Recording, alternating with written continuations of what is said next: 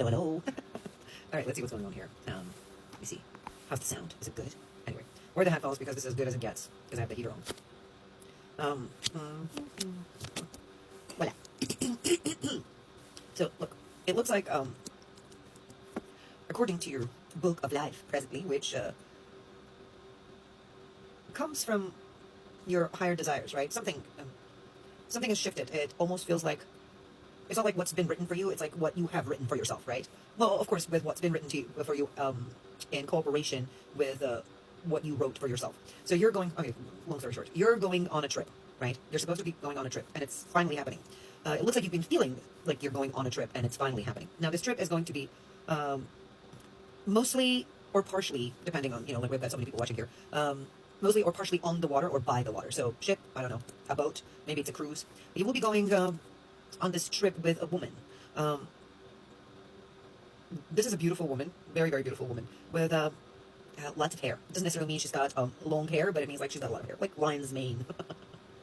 A woman who likes music, right? Woman who likes music. And someone who looks younger for her age. There will be some children on this trip. So maybe it is a cruise. Some children on this trip. The trip is going to start with an airplane, like with a flight, and then to the water. And the water is going to be the base of the trip, right? So I'm thinking it could be actually a cruise. You might fly somewhere and then from there take a ship. What does that mean? Give me a second. What does that mean? Oh. Okay, I don't know, but look. Somehow this trip has to do with you actually hitting the point, right, on a chessboard. You hit the point on a chessboard against all odds, right? So there are people who have been either against you or gossiping about you, or both, against you and gossiping about you. So against all odds, you just hit the point, right? Hit the point. So maybe you spoke out. So that was your sacrifice, right? You somehow sacrificed. What did you sacrifice? So you did not know whether this move would, what would it call? What would it call for you?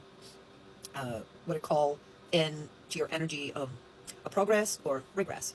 So you just dove into the unknown, and presently, you feel like you just went in, hat first, and just put things in order. It almost feels like burning bridges, but it's a little bit worse than that. It looks like within your mind and what you're feeling with this move that you made, right? Maybe speaking out or speaking up, either I'm guessing for yourself or for someone, whatever it was.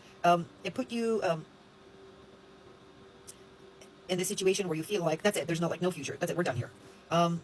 This has to do with some kind of creative force, maybe art, right? I don't know. Maybe you do art and you just went like, "Fuck you, gallery, you prejudiced piece of shit." Maybe that's what you did. Who knows? You have a friend. You have a friend, a very, very close friend that's very, very protective, devoted, and kind to you. You do not see this friend. It looks like this could be a friend in terms of like a spirit, right? Or your ancestor. I don't know, maybe your grandfather or grandmother or mother or father or brother is actually there as a friend, accompanying you on your path. Yeah, it looks like someone's handing you, someone you do not know from a parallel world, right? From a parallel world is handing you the key, right? So you don't quite know what it is, who it is, but it looks like this individual has either passed over or is just basically what we call a spirit world, and has been there, or a different dimension or reality, because they're bigger than the reality that you're in. Look, they're bigger. They're bigger. So that means like their hand is like almost like the size of you. So that means they see the world from the perspective of the whole, like a bigger picture, right? A wide angle than you. So movement through the cycle that you've been going through blindfolded, like not knowing, and also the time that you've been going through. It looks like we've got anywhere between 7 to 9 years, right? The time that you've been moving within this cycle is about to be complete. It's about to be complete. So it's not quite yet fully complete, that cycle, like 7 to 9 year old cycle. It's not fully complete, but it's going to be, right? Well, I'm not really feeling the 9 years. I'm feeling like maybe 8.5 or 7, something like this.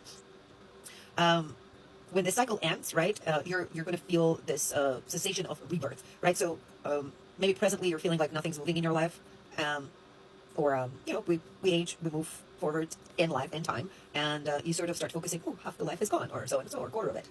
That's not what you're going to be feeling when the cycle ends. You're going to feel like a child again, and you're going to come. Your energy is going to come back to life. Like your spirit is going to be renewed. There's going to be this unexpected visitor, and that's how you would know that the cycle has come to an end. So the cue for the cycle coming to an end is an unexpected visitor coming. So maybe you go and meet this person somewhere, or maybe this person comes to your house and knocks on your door and is going to be there. But it is this person's intention, right, to give you a gift. Now you do not know yet what this gift is, right? Because what I'm seeing here is like you will find out about this gift, right? It will be handed to you. So it will be handed to you. It's not like a spiritual gift or any of those like esoteric like gifts that are given to you by the spirit in your dreams. No, it will be something physical. So that would be handed to you. And when you touch it, you would feel, you would know exactly what that gift is, and you would know exactly where to put this gift and how to apply it within your life, right? Also, what I'm getting here is that you're not, after this cycle ends, right? 7 to 9 year cycle ends, you will discover that you have not only mastered moving on a chessboard of life, right? But you have become the chessboard to others. And mostly that has been because of the suffering that you had to go through. The suffering that you had to go through. So look at it. It looks like you had it well and you had it okay, right? And then you hit the rock bottom. So it's not like you didn't have the means. You had it, and you were well, and then you hit the rock bottom.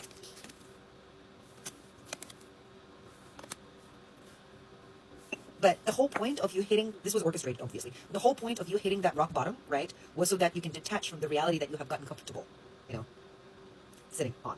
It's so that you could shift your consciousness around, move to a different concept of reality, ascend mentally, right?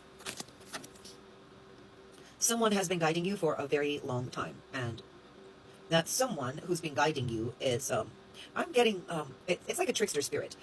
That's how this being comes across. Let's put it this way, comes across. You formed a ring of connection with this being. You look. It's like it's not someone you have physically seen. So I'm getting again. So is this like a ghost spirit love that we're talking about? And it could be. Are you in love with your teacher? You wouldn't be the first. This person has been monitoring you from afar. So obviously this person is either not in flesh or is in flesh and somewhere else, because we live in a day and age of interwebs. So who the hell knows? Maybe someone's like just watching you and watching your progress. And they're not just watching you for no reason. They're watching you so that just in case you need help during your process, right? During the process of coming apart. So you're supposed to defragment and come apart. So this was your whole, right? And you've been comfortable in this. And then this needs to shatter. It needs to come apart, the reality. And so they've been watching you. So just in case you need help, yes. Just in case you need help, they would educate you or communicate with you and educate you in what is the best direction. Basically guide you. But they've been watching you. They haven't been taking their eyes off of you. This is someone who's far away and in the realm where not many can see. This is someone who's a hermit. A hermit. This person is a different realm. So it's not in our realm. Is this yours? Is this thing? So we're going back. So during this travel, right, the trip that you're taking, if I'm getting like your Kundalini has been awakened, but it will come to the culmination, right? So something on this trip is going to completely strip you naked of all your past, be it psychological, physical, spiritual, anything would be shed completely. So you will be like a newborn, right? Naked and free. And that would be the culmination of your Kundalini energy rising. Remember, this will happen during the trip. Is this during the trip or after? On this trip, you will realize, after this experience, right, your Kundalini hits the top, you will realize your power, right? Maybe right now you have a conceptual understanding of what your power is or might be. But on this trip, you will basically, it'll be like, this is my shoe, I'm putting it on. This is it. This shoe fits me. This reality fits me. This power fits me. This is me. This is mine. I know who I am. I know what I am. That's what's going to be.